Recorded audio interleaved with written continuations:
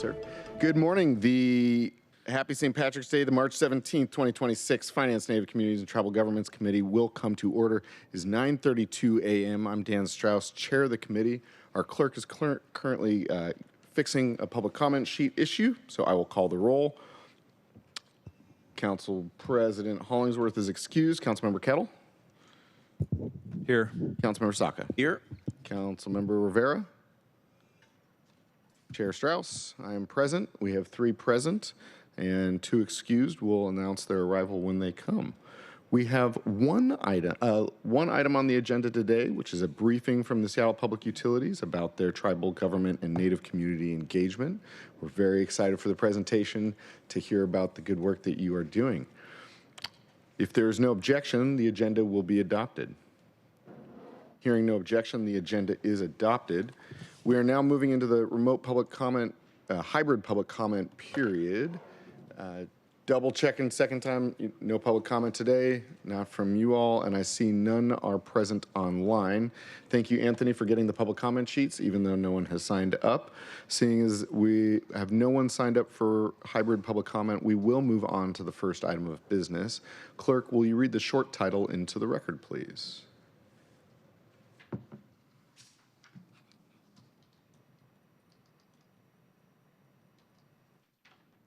Item 1, Seattle Public Utilities. I think green light on the mic.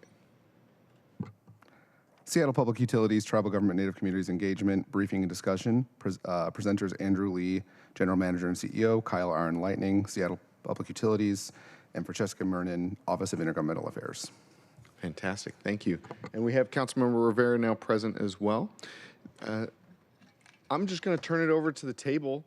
Colleagues, this is the only item on today's agenda. We technically have 2 hours for it, but we don't have to fill it. So rather than having the presentation all the way complete, we'll take questions and have discussion as we proceed. So if you'd like to share screen as you're introducing presenters, I'll start with you, Andrew Lee, since Francesca is running tech right now. Over to you, my friend. Yeah, Andrew Lee, General Manager, CEO for Seattle Public Utilities. Kyle Iron Lightning, Tribal Relations, Seattle Public Utilities. Good morning. Francesca Mernon, Tribal Relations Director at the Office of Intergovernmental Relations, and I have the pleasure of welcoming our Seattle Public Utilities team here today to provide you a little bit more detail about the tribal engagement and urban Native engagement that occurs through one of our Seattle municipal utilities. It's a delight to work with this team, and this presentation is designed to give you a little bit of an overview of some of the many projects that they do with tribal governments and Native communities throughout their portfolio. And I'll hand it over to GM Lee to open us. Thank you. Chair Strauss and members of the committee, I want to thank you for the opportunity to talk about SPU's tribal relations work.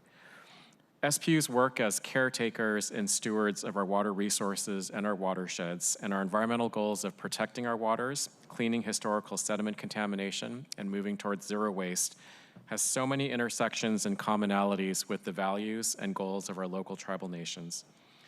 In that respect, we are partners with the tribes to work towards a common mission of protecting and/or restoring the environment. At the same time, our infrastructure has impacts on the cultural and natural resources that the tribes care deeply about. We operate 2 dams that are critical infrastructure to supplying water for 1.6 million people in King County that have impacts on the natural environment. Similarly, we are responsible for managing stormwater runoff and sewage overflows through infrastructure such as roadway culverts and combined sewer overflow pipes that have impacts on water quality and fish passage. With those impacts comes an obligation and a legal requirement to engage the tribes with the goal of mitigating or reducing our environmental impacts. More than a year ago, our government relations team recognized the incredible depth and breadth of our work with the tribes. And with the goal of improving our tribal relations work, we created and then hired a dedicated tribal relations advisor position. That advisor, Kyle Iron Lightning, is sitting next to me today. Today, and we can, on the agenda slide, Kyle will provide additional background on his position and why it's important to both the utility and the city. He'll provide a high-level overview of the various SPU and city projects where we are currently engaging with the tribes, and then he will provide information on future projects where we have plans to engage with the tribes. At this point, I will pass the presentation off to Kyle.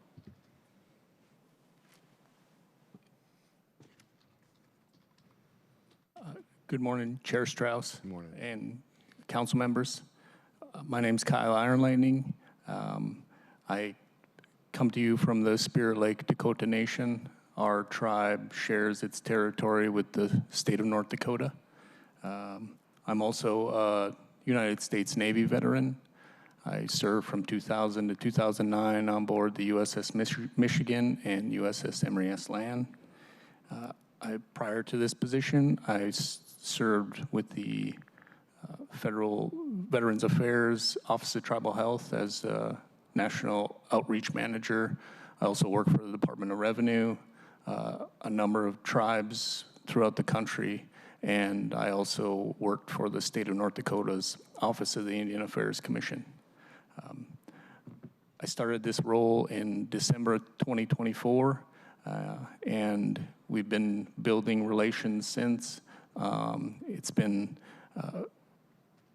I've appreciated the experience and the support that the utilities provided, but also throughout the city and seeing the number of projects that are going on where tribal engagement is a big part of it, and being able to help those teams, no matter the department, is one of the things I look forward to. And as Francesca shared, we work closely together on a lot of things, and I do my best to make sure her office and that she is informed on what we're doing, because we want to make sure that if her office gets a call from any of the tribes on something that we're doing, that she's aware of it from us first instead of from the tribe. So we try and keep her aware of that. As far as what the utility's been doing, we have numerous projects that we feel have potential tribal interest, and we utilize the government-to-government relationships with tribal governments, excuse me, implementing agreements with tribal governments, conducting tribal consultation, whether it's required by a federal, state, or local law.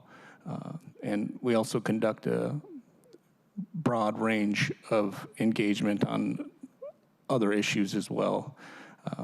We also engage the urban Indian organizations on a number of projects and meet them where they feel their word is valued. I want to point out in this, when it comes to our engagements, that when we send letters to tribal leadership from the utility, on behalf of the utility, no matter the project, we want to make sure that if it's going to the tribal leader of that particular tribe, that it comes from our general manager, and that's a recognition of the sovereignty of the tribal nations. As their decision maker is getting a letter from us, we want to make sure to do our best that it comes from our decision maker as well.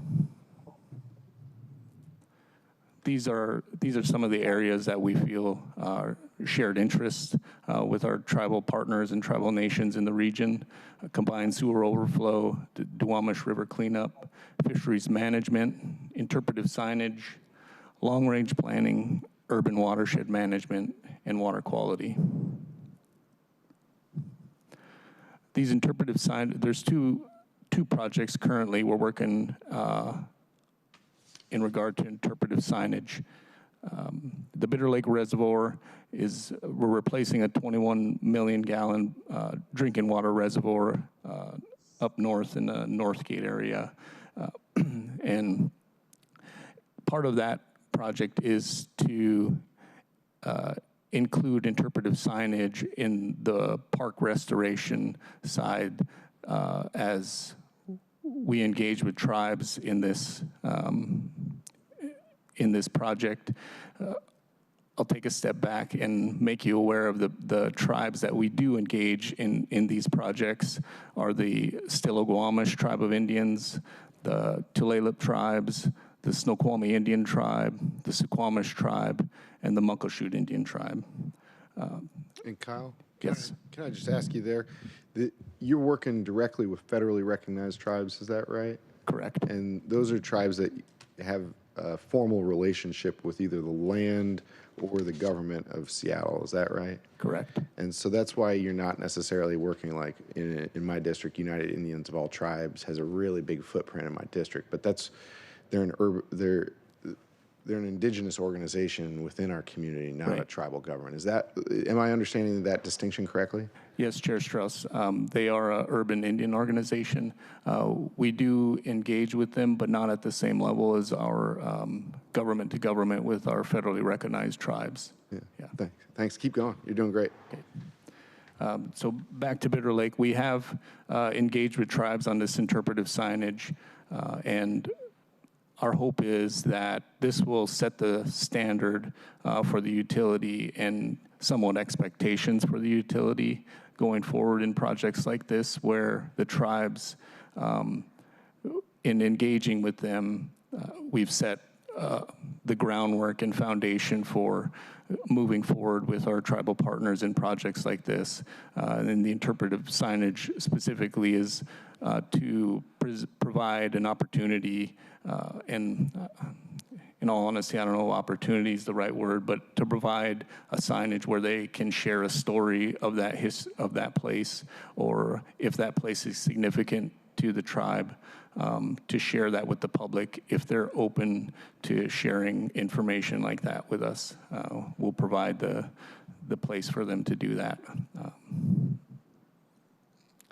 Another interpretive signage project we're working on is the Salmon Bay Natural Area. It's near the Ballard Locks.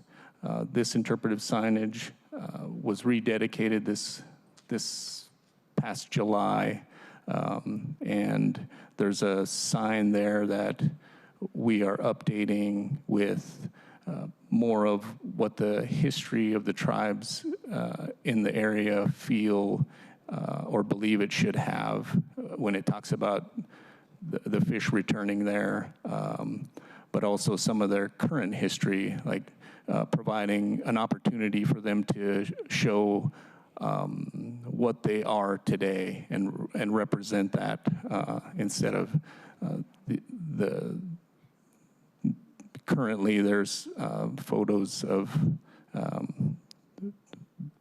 they're older photos, but we want to provide an opportunity so that they can show that they're still very active in that area today.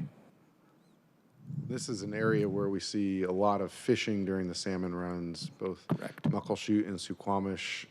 Actually, I'm going to let you keep going because I think you're going to start talking about this shortly. Keep going. One of the other projects that we have started early engagement on is the Thornton Creek Watershed Culvert Strategy. This is a fish passage barriers project that we are working to engage tribe early on. We have met with the Washington State Department of Transportation's fish passage team, and specifically their tribal engagement staff, to learn some lessons from what their experience was throughout the culverts case that came down and the decision that was made. They've had to engage significantly with tribes, so we've engaged with that team to learn from them and feel that that has been beneficial thus far.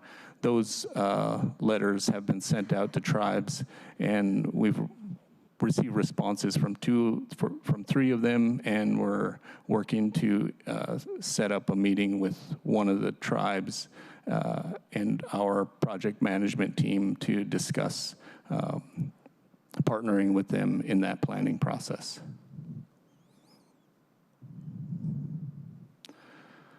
Here's a South Park water quality facility that will be along the Duwamish River in the South Park neighborhood. We are in the preliminary stages of officially engaging with tribes in this project. We have put it on their radar through emails, but we're still working to how to best approach engagement in this area, because it is a community. We don't want to, it's going to be a balancing act with this one, and I think we'll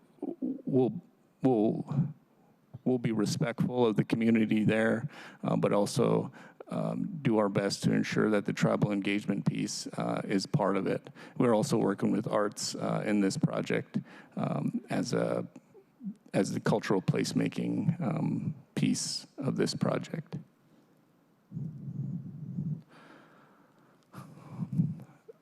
I'll admit I didn't know that we had a sockeye hatchery when I took this position, but so much of the work we do at the Cedar River Sockeye Hatchery is with the Muckleshoot Indian tribe. It's part of our commitment to account for the blocking of sockeye passage upstream.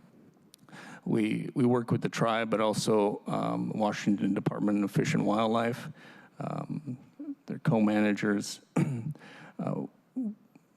We continue to build our relationship with the Muckleshoot under the Muckleshoot Settlement Agreement. Pictured here, you see General Manager Lee, as well as staff from the Muckleshoot Indian Tribe, but more importantly, 3 of those individuals are commissioners for the Muckleshoot Indian Tribe's Fish Commission.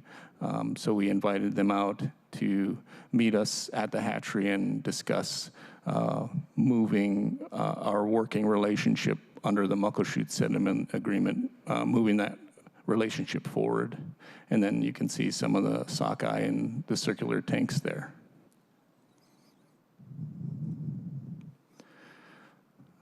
A lot of the day-to-day engagement with tribes, much of it happens at our watersheds. And when it comes to education, there's educational pieces that the tribes have assisted with in making sure that their stories are heard at the watershed educational center.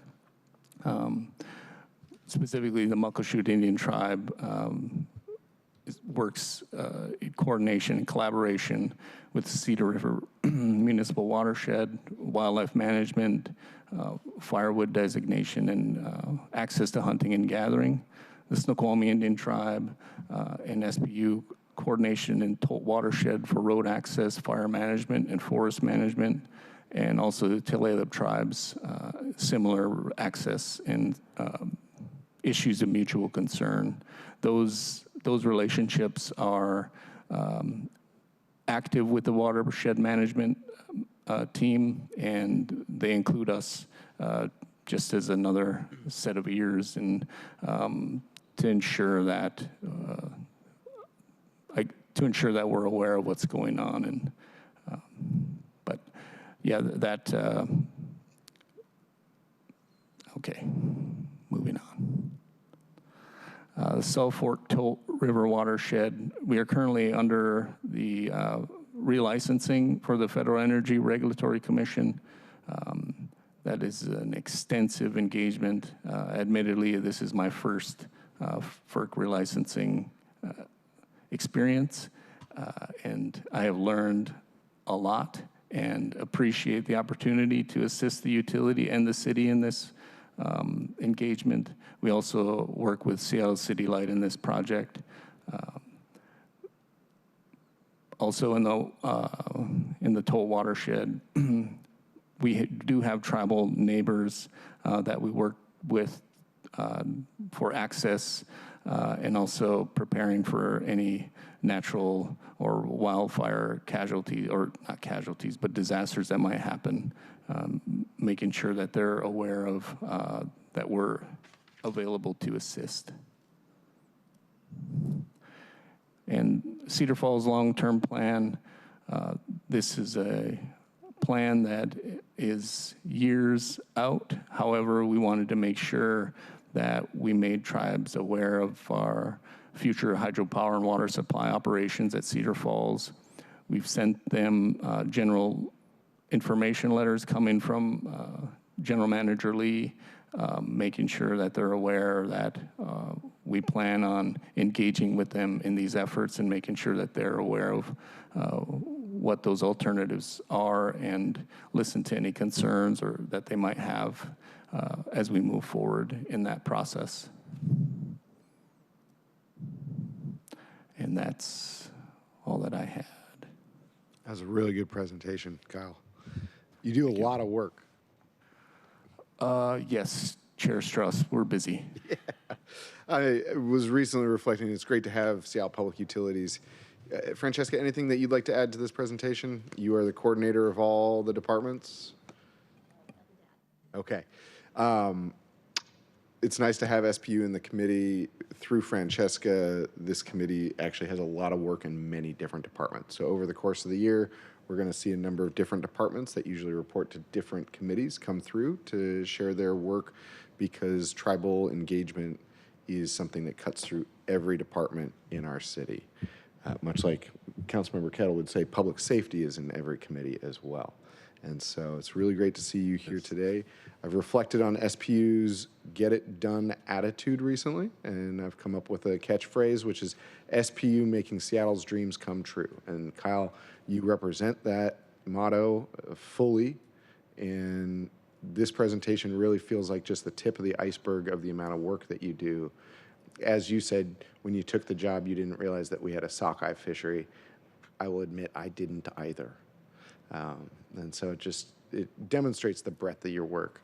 Colleagues, I have a number of questions. I've already had the opportunity to sit with Kyle through this information, so I'll hold my questions to the end, but I will prompt you with one before turning it over to my colleagues, which is, in our conversation, you'd mentioned the importance, and you said it in the presentation, but you mentioned the importance of having General Manager Lee sign the letters, sign the paperwork, be the one to engage with elected leaders of tribal nations. Can you talk a little bit more about why that's important, how that has shown importance in your work, what problems of the past it solves, and why do we do it? Thank you for that question, Chair Strauss. Yes, we do our best, and admittedly, it doesn't happen every time.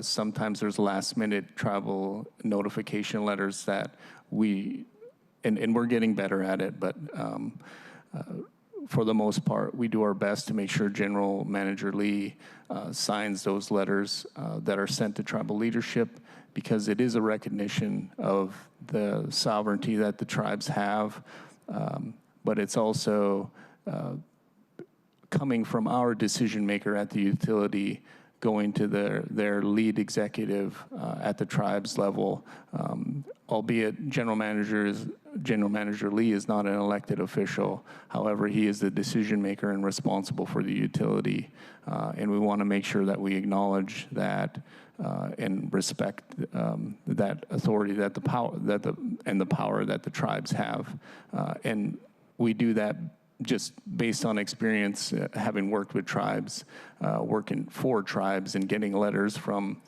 staff at the staff level signed by staff and sent to our tribal chairs.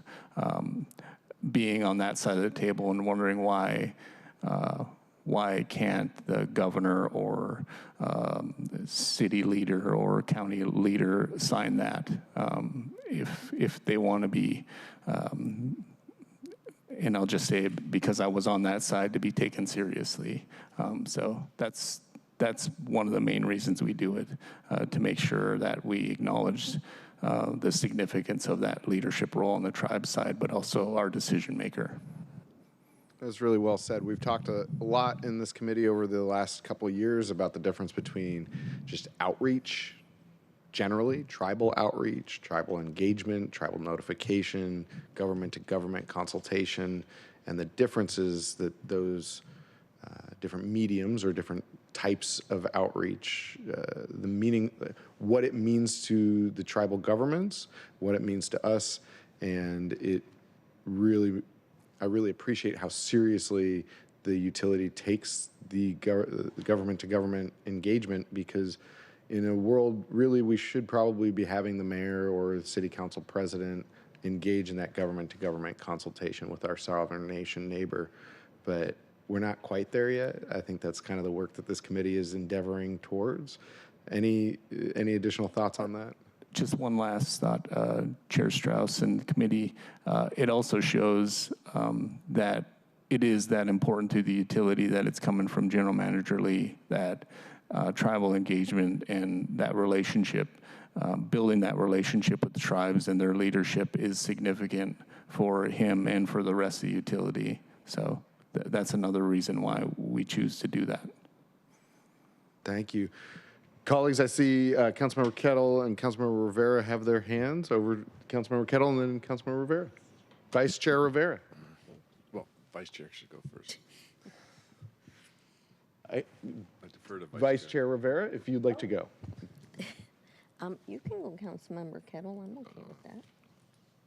Okay. Thank you, General Manager Lee and Francesca and Kyle for being here today. I very much appreciate hearing about SPU's work and their relationship with our tribal partners. I sit on WIRA 8, Salmon Recovery Regional Committee, and I so appreciate, I'm going to call out Martha Newman.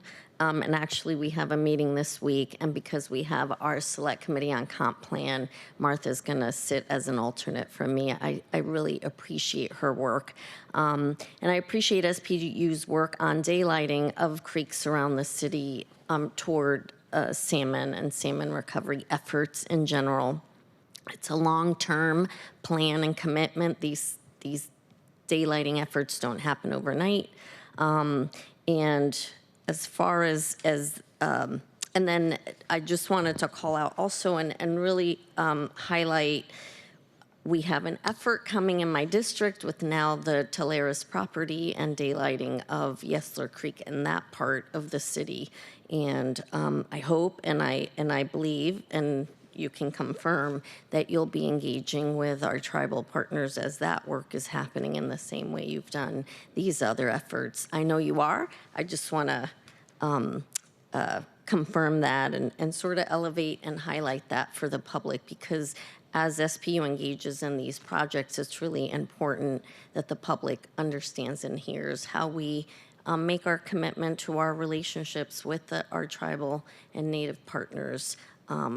It's important work. Salmon recovery is really important work I've learned in my time here now to our tribal partners, and I very much appreciate, I'm humbled and I'm honored that we get to work on that together with our partners. So wanted to highlight that, wanted to thank you for the work. I really appreciate how much focus the city has given, especially as of late, and of course under the leadership of my sister, Councilmember Juarez, Deborah Juarez, who is very engaged, and I know this work is really important to her, and she's really been such a great partner in highlighting the relationship with our tribal partners and that we need to do more and we should be doing more.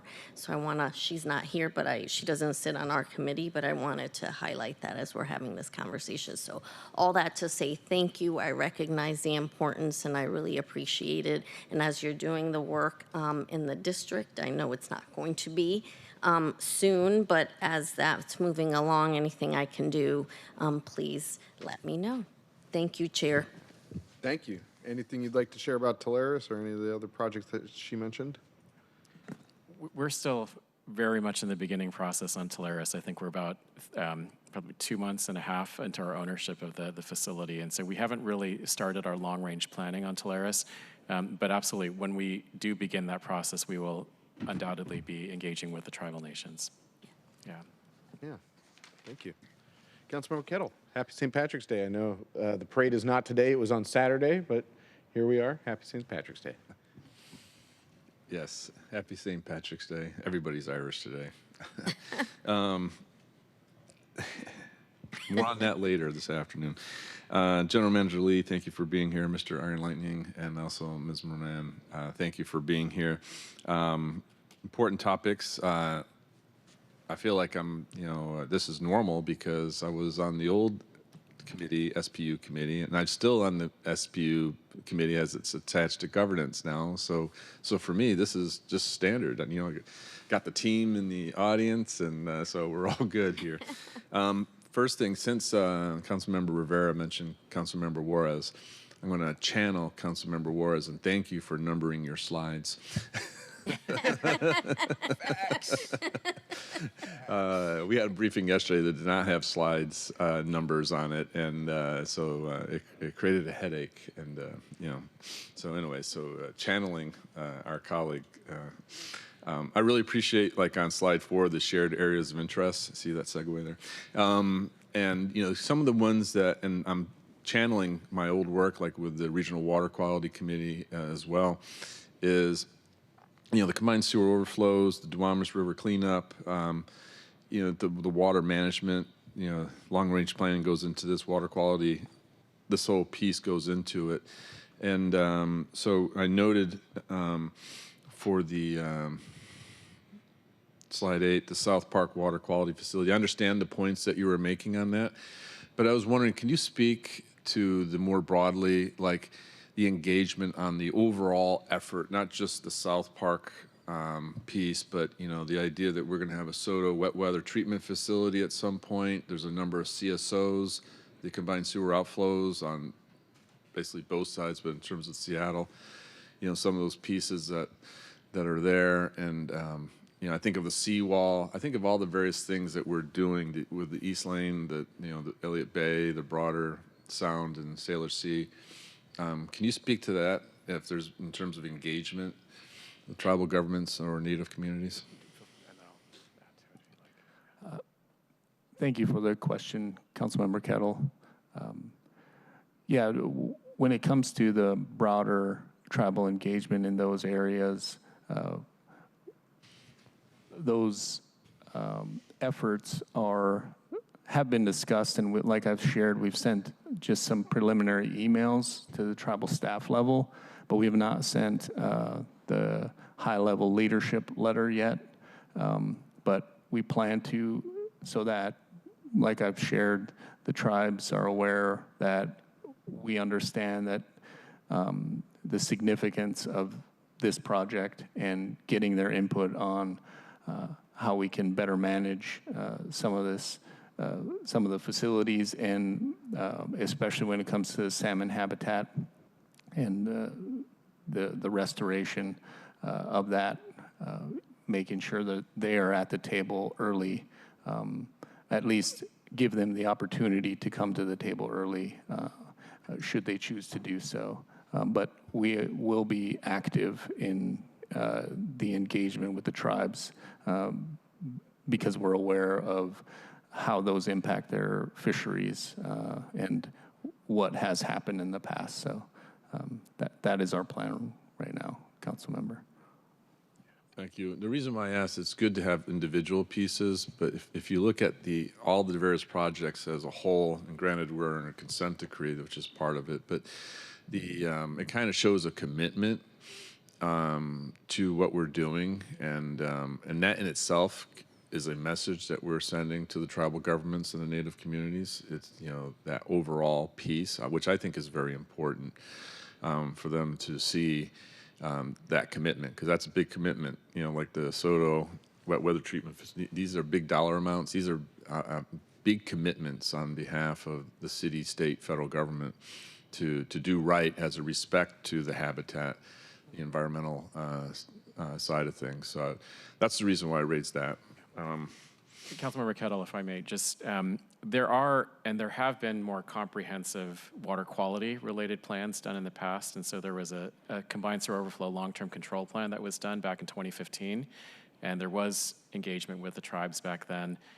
We will be doing an update to that in the upcoming year, and I expect that there will be engagement with that too. Similarly, the county. The county has done engagement both at a project level, but also on a comprehensive water quality level. And with their regional wastewater services plan update, I expect that they are also going to be engaging the tribes as well.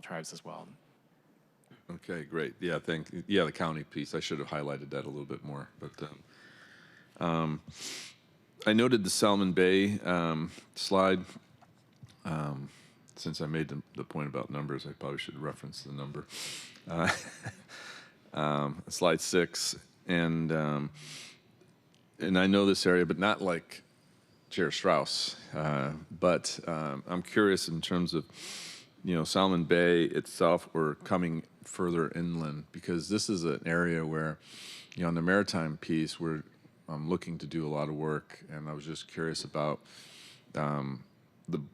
maybe the broader area. Maybe you're already doing it, but in terms of that whole broader watershed area, that water space area, is there any additional work? Is it all tied to the locks and that front part, headwater part? That specific interpretive signage is tied to that place. It's not the broader area, Councilmember Kettle. However, we have engaged with the tribes, and they have shared that some of the history of that place and the significance of it, and shared even some of the stories of villages there. So we're hoping to include that in the updated interpretive signage so that the public can see that the first peoples of this region were there, and that place was significant even before the Ballard locks were there. So that's one of the key and important pieces of this whole thing is, especially when it comes to any interpretive signage, is making sure the public sees that there were people here before the city of Seattle was even a thought. That's our goal, and also representing the stories and the voices of the first peoples of the region, and not coming from something that we create. They are at the table and providing that and sharing that with us. So, but that particular Salmon Bay natural area is co-managed with Groundswell, one of the nonprofits there. So we work with them for the area. I appreciate that, and I appreciate it's important for those that live here, but it's also for those that visit. We kind of make a statement with these pieces for those that come across the country or the world. It's a chance for Seattle to show that it's leadership in this area. Finally, appreciate the updates on Tolt River and Cedar River, sides 11 and 12. Obviously, been following that either through here or City Light, as mentioned. And then finally, I just wanted to note that, from slide 9 that sockeye is my favorite. I'd say leave the Chinook to the orcas. Sockeye is good enough for me, and it's my favorite. And as a transplant from the East Coast, I will admit here that I do not eat Atlantic salmon. I become, aware of the better salmon. So there you go. Chair. Thank you, Councilmember Kettle. And that location, I'd like to dig into that just a little bit more, and then I'll pass it over to Councilmember Saka. The reason that you have interpretive signage there is because you have a facility at that street end. Is that correct? Or what is the ownership of your land there? The city, we purchased that land to preserve it and make it more of a preserve the natural area that was there before. I guess one of the railway there was about to utilize it for storing their equipment and such, but 20 plus years ago we were able to purchase it and preserve some of the natural plants there, but also share some of the history of that place. And thank you. And Councilmember Kettle is correct. The parking lot that is attached to this facility is where I went to high school prom. I will come back to the importance of the Ballard locks and the folks that have lived there since time immemorial after Councilmember Saka, though. Councilmember Saka, over to you. Thank you, Chair, and thank you, CEO Lee, Mr. Iron Lightning, and Ms. Mernon. As always, really appreciate this presentation. Great job. Mr. Iron Lightning, appreciate your service to our country as well as a Navy veteran, as a fellow veteran, more broadly, Air Force. Feel like I'm a little outnumbered today with 2 Navy veterans, but it's okay. My late uncle was a retired senior chief in the Navy, so tons of respect, but we all know Air Force is better, buddy. In any event, thank you. With respect to slide 8, the South Park water quality facility. Appreciate the initial kind of update and overview, and it sounds like this work is kind of the earlier stages, which is totally fine. Would love a slightly more fulsome briefing, from the SPU team to my office in the near term, and I see all the right people from the SPU side are here to help initiate and set that up. So greatly appreciated, just to be good to have a little more clarity from my office on this important project in my district. In any event, thank you again. Really appreciate this vitally important work, mission critical work. And also kudos on putting slide numbers again. Like, I can't overestimate the importance of that. Like, we're like, I understand it's challenging sometimes to come up here before council and give briefings and updates, and I totally, I understand that. And we're all sort of looking for various things, and the easiest area to earn an A+ is organization and clarity, and by putting slide numbers. So is this thing on? Everyone put slide numbers on. Slide numbers. Thank you. And then finally, I'll note that, yes, want to acknowledge the leadership of Councilmember Juarez from a council and from a city of Seattle perspective, frankly. And carrying this work, the important work forward. And it's because of her, we're in part having this conversation today, just to be frank. And also, there can be multiple leaders in a particular space. And so, acknowledge the chair as well for carrying on this work when in Councilmember Juarez's absence, and then working alongside her, now that she's back for a few more months to carry this work forward. So thank you all again. Appreciate your service. Thank you. Anything the committee table would like to share? We're happy to do the briefing on South Park Water Quality Facility. That facility is scheduled to be constructed by 2030. So thank you. Lastly, I just want to say that these positions, Francesca's position, my travel advisor position, are important, not only in making sure that the tribal engagement and consultation piece is always at the table, but it also shows the tribes that, the utility and the city are taking their tribal relations, elevating those relations by having these positions in place. So I just wanted to point that out. Fantastic. Francesca? Yes, and I'll just add that in the 4 years that I've been at the city, we've seen a great growth and expansion around this body of work, and it's really unique to have this committee as a place to give you that lens within departments about what this work really looks like. Many of these issues come before you in different forums, so to give you the tribal and urban native specific lens of the projects is a great honor, and we look forward to continuing to do this with you. Wonderful. I'm going to bring us back to the Cedar River, and I'll tell a story to preface the question, which is there was one time that I emailed Bob Hennessy asking for a tour of the Cedar River and the Chester Morse watershed. And I said, I want to get as far up into the watershed as possible. And he's like, are you asking me to let you into where you're not supposed to go? I said, absolutely not. I would not do that, Bob. And it was my first real interaction with understanding that we have an unfiltered water source. So number one, that's really interesting and important. So I'll ask General Manager Lee to just explain to the committee. I know that we all know, but just for the general public, what does an unfiltered water source mean?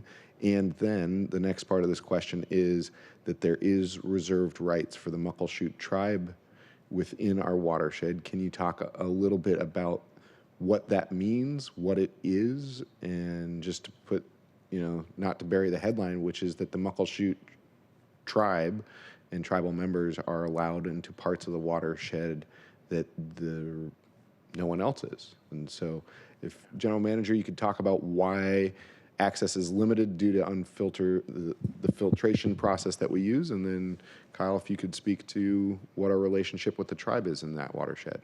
Yeah, absolutely. We are one of a handful of cities and regions in the country that actually have an unfiltered water supply. What makes our unfiltered water supply so unique is the fact that we own, at least in the south end, almost 100% of our watershed. It's 99.9 something percent. So it's not quite 100, but it's very, very close. And that enables us to protect the watershed so that it's free from any potential man-made chemicals, compounds that might be in other watersheds. There's no oil leaks going in, et cetera. You're not supposed to be camping in that area. And because of that unique protection, we're able to offer that water, obviously, to our customers very unfiltered and very, very high quality. It is amazing. It rains potentially around 100 plus inches a year in that watershed. So it's incredibly productive. And we are so fortunate to have it. It's a legacy, honestly, of some of our predecessors that they took the vision and had the vision to own that watershed. With the land ownership, obviously, we restrict the public in terms of access to it. But you're correct. We do have a unique relationship with the tribes, and I'll let Kyle Iron Lightning describe that. Thank you, General Manager Lee. Thank you for the question, Chair Strauss. So when it comes to the Cedar River watershed, Muckleshoot Indian Tribe does reserve hunting and gathering rights to the watershed, and we have access agreements with the tribe for those purposes because that region is part of their historical and ancestral lands, and the city recognized that through the Muckleshoot Settlement Agreement that was signed, I think, maybe a while back. But that is the reason why the Muckleshoot Indian Tribe is allowed access to the watershed. And just to add as well, through cultural and natural resource regulatory processes, there are a number of other tribes that do engage in certain pieces of the watershed management. Wonderful. Kyle, can you dig into it just a little bit more deeply? How does that relationship work? So, and for those of us that don't get up to the watershed often, is there a big fence or a gate across the road that the rest of us can't pass? Correct. Do they just show up at the front door, scan their badge, and roll on in? What does the process look like for that access? Okay, thanks, Chairman Strauss. So the process is the Muckleshoot, or even if one of the other tribes is accessing for some of their cultural resources purposes, they will contact the watershed management and be allowed escorted access to the watershed for the purposes of whichever reason that they're coming to the watershed. But they do make us aware of when they'll be entering. So just so that we know who's in there and why they're in there. Yeah. And that in part is because we have a lot of regulatory oversight because of our unfiltered water source that we have to be able to document who has and who has not been up there. And Absolutely. I think the real magic of this is that tribal members are allowed into areas that the rest of us are not, and that is the right way to go about business up there. What strikes me is that SPU owns a lot of different land. We're talking about an entire watershed up in the Cedar River, the Tolt watershed, which supplies north of the Ship Canal. That's why I like the City Hall water better than the Ballard water. But there's a whole horse involved with Ballard, And then we took up the Glacier Well property sale just last week. You are purchasing properties like Tularis, like that property at the locks, like the property up by not Thornton Creek, but up by Carkeek Park. You're doing a lot of, and then you've got pipelines, reservoirs, and all the rest. You've got land that is dispersed geographically outside of the city boundaries and within many different tribes' usual and custom areas. Can you help us understand, for the city of Seattle, it's maybe even a little bit more clear because there were treaties signed about the land here, and the federally recognized tribes of Muckleshoot, Suquamish, and Tulalip have clear legal rights. But in these other areas where it might not be so crystal clear, number one, how do you navigate this? I mean, we've got 29 tribes here in our state, but not all 29 have standing here. How do you navigate these? How do you navigate this? I mean, and I just say that because, again, we've got clarity here in the city of Seattle, but then there's maybe lack of clarity in other places. Tell us about this. Thank you again, Chair Strauss, for that question. Navigating that has taken some work, but also, for the most part, the tribes know best their own history. So we ensure that we, I would say, cast the broad net so that we do our best to include tribes that we feel might have a history in such a place, and let them decide and tell us, yes, we do have, that place is of historical significance to us. And then we take the engagement from there and listen to them. But for the most part, we leave that up to the tribes to decide, and for us not to tell them what their history is, because that is not a good way to start any relationship. We're trying to step back from anything that gives that sense to the tribes, but more importantly, make sure that they're aware that we're here to listen, and if you're open to sharing some of that history with us of that place, please, we welcome that, but also understand that some of that history is theirs to keep, and they don't want to share it, and we will be very respectful of that as well.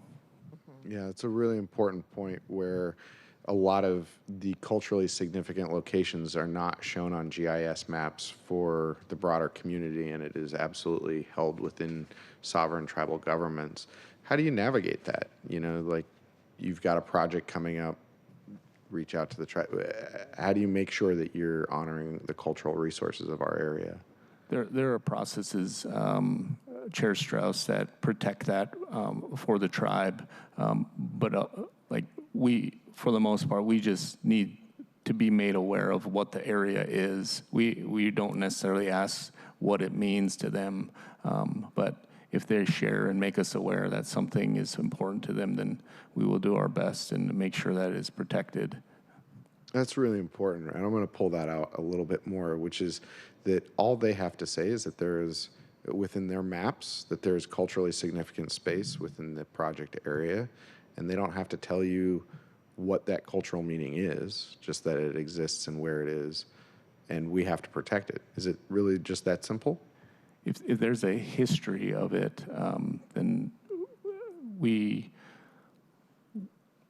would appreciate knowing what it is, not necessarily what it means to them, but more importantly, where it is, so that we know what to make sure that we can protect, or Right. assist in. And just to add a little bit of process to that, the Washington State Department of Archaeology and Historic Preservation plays a key role in this, in implementing state laws around cultural resources and archaeological resources. And that's where we see some of those codified levels of protection, where certain things are in databases that even many of our staff don't have access to, that only tribal partners have access to. And then there's other layers of information that's maybe not protected under the state law that we just carefully navigate confidentiality with partners. Thank you for that additional aspect, and that's what I was teasing out to, which is just to say that there is important protections around the mapping and the histories of cultural resources in our areas. Number one, most important, privacy, but then we have to start worrying about theft and people going out there, and so having protected databases and from PDR, public disclosure requests, et cetera, having those resources protected by the government is critical so that unintended consequences don't occur. And at the same time, with that documentation, the tribes don't necessarily have to say much more than there's history of it, because from there, it's not our job to pry into their lives, right? Anything you'd like to share there, and then I'll start kind of wrapping us up unless there's other questions. No, I don't have anything further to share, and I thank Francesca for picking up what you were trying to lay down there and where you wanted to go with that one. But yeah, it's not just the city's responsibility to protect that. There are federal protections and state protections in place that we will follow. Yeah, and thank you for being our leader through that, right? It really, without somebody having it as their sole job, it is a job that will get lost. And having you with our city family is incredibly important. I'll just come back to the question that Councilmember Kettle brought up about the Locks area, which is that this has been a village. The Ballard Locks area was a village since time immemorial. Welcheat, I think I said it wrong. I'm not going to say the Americanized version of that. Lived there until the locks were built. There was urban lore that there was property offered, said to be exchanged to be able to build the locks there. But again, there was no treaty written. There was no formal piece of paper signed. And so he was moved to Port Madison Reservation, from what I understand. And then this comes back to where we were just earlier this week talking about the Fort Lawton takeover, March 8th of 1970. American Indian movement coming back to say we're making good on that promise. Just a few blocks, you can hear the powwow drums at the locks. And this interpretive signage is important to make that a living history, so that, and it's interesting because the area of Salmon Bay is now freshwater. It used to be saltwater. It used to be tidal. You used to be able to walk over to Magnolia from Ballard. I guess you still can on the locks, but that's a different story. I just bring this up because this is a living aspect of our community that people have lived in the city. Shill Shoal Avenue is named after the Shill Shoal people of Salmon Bay, that people have been here since time immemorial. And I am grateful that not only are you helping to preserve the ecology and the environment, you are also helping the passerby on the Burke Gilman Trail who's taking a break understand a little bit more of the canals not always looked like that. So just gratitude to you there. Anything else that you'd like to share from this entire presentation?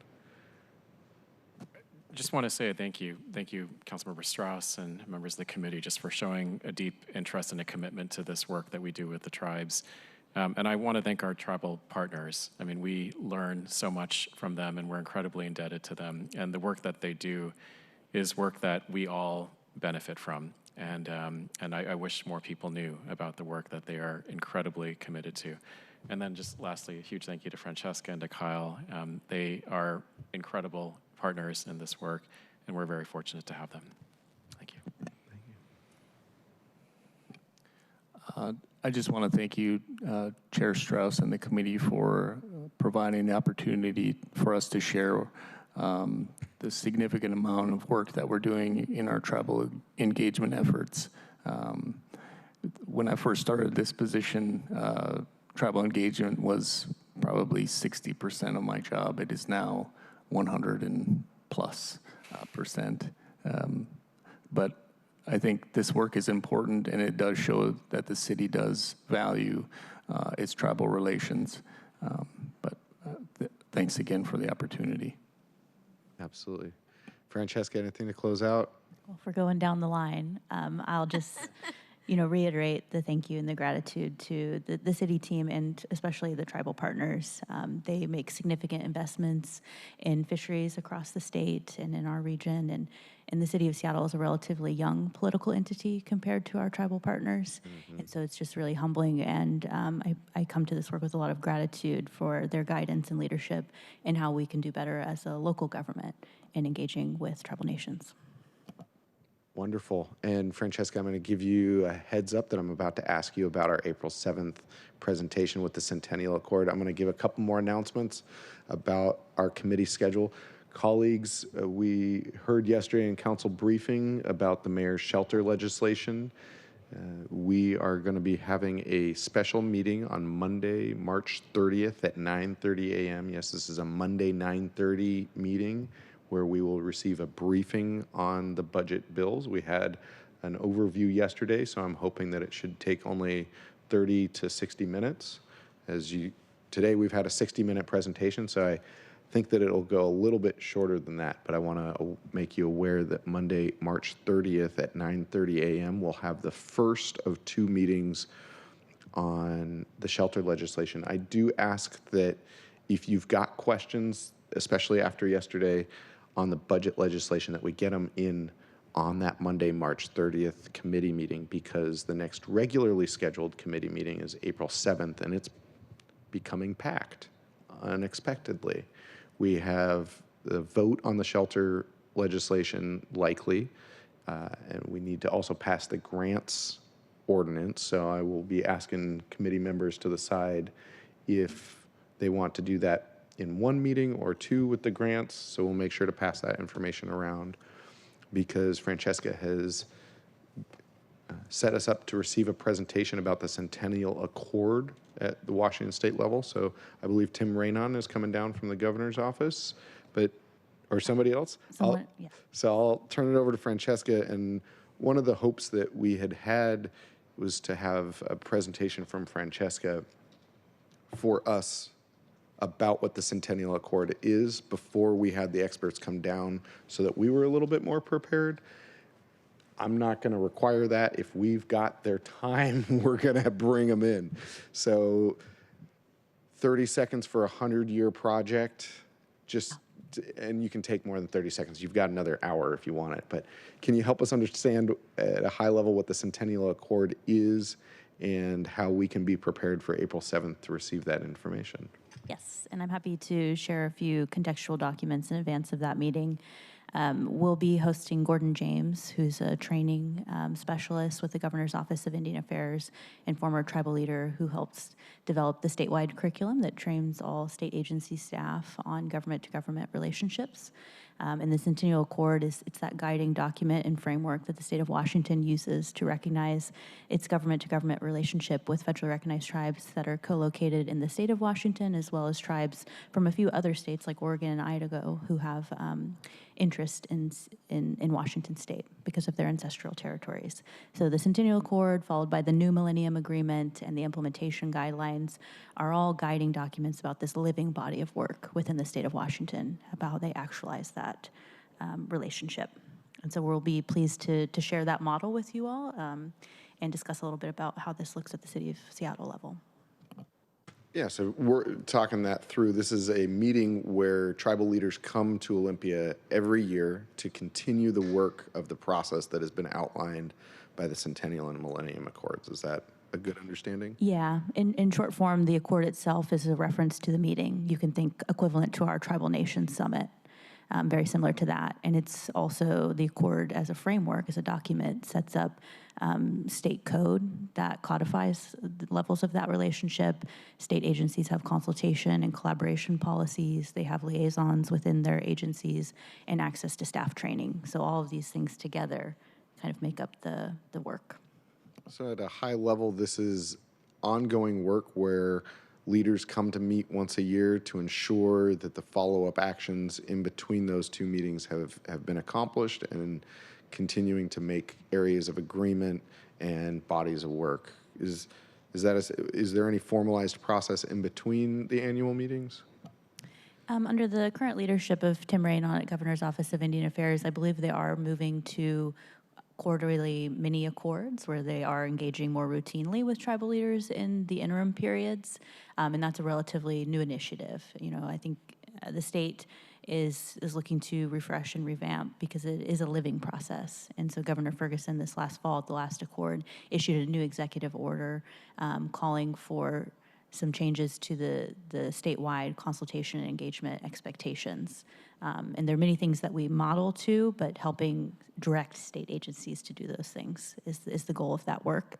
And that is ongoing. So Gordon will be telling us a little bit about where this work is at now. That's fantastic. So colleagues, just as we are taking 2 paths with our government-to-government relationships and consultation, Kyle and I were able to speak today about the difference between outreach, engagement, consultation, and what those different levels mean, as well as we've had the tribal summit here every other year. I think that there is a hope and a desire to make it an annual conference eventually. And both of these two topics are contained within our state's accords, right? And so as we receive this presentation on April 7th, I think that's where I'm hoping our questions and our mindset go to is, what can we model well? What do we not need to do because it's already being accomplished? And how do we bring Seattle into a place that has a similar process of ongoing conversation, ongoing work? Because other than King County, I believe that we're the largest government in the state. Maybe there's Pierce and Snohomish, but it's important that we do this work. So I bring all of that up because on April 7th, we will have the shelter vote, likely, grants vote, likely, and this presentation on the Centennial Accord, which is why I ask if you've got hard-hitting questions that you need the answers to, please bring them to Monday, March 30th, so that we can reserve time on April 7th for the Centennial Accord discussion. As well, tomorrow in the City Light Committee is the Skagit relicensing, the FERC agreement coming to committee. I unfortunately will be representing the city at, I will unfortunately not be there because I will fortunately be representing the city at Sound Transit Board Retreat. I do just want to bring up that it's with great gratitude that we're at this place in this agreement, because having three tribes that since time immemorial have sometimes agreed and sometimes not agreed, it is really big piece of work for us to find this agreement between three sovereign nations beyond just the United States government. And so it's really wonderful that we'll have them in committee tomorrow. The tribal leaders will be in committee tomorrow. And then again, I don't know that they will be there, but on April 1st, we will have the item in Councilmember Juarez's committee again. Just with gratitude. Anything else? If there's nothing else, this concludes the Tuesday, March 17th Finance, Native Communities and Tribal Governments Committee meeting. This committee meeting will meet next for a special meeting on Monday, March 30th at 9:30 a.m. Seeing no further business to come before the committee, we are adjourned. Thank you.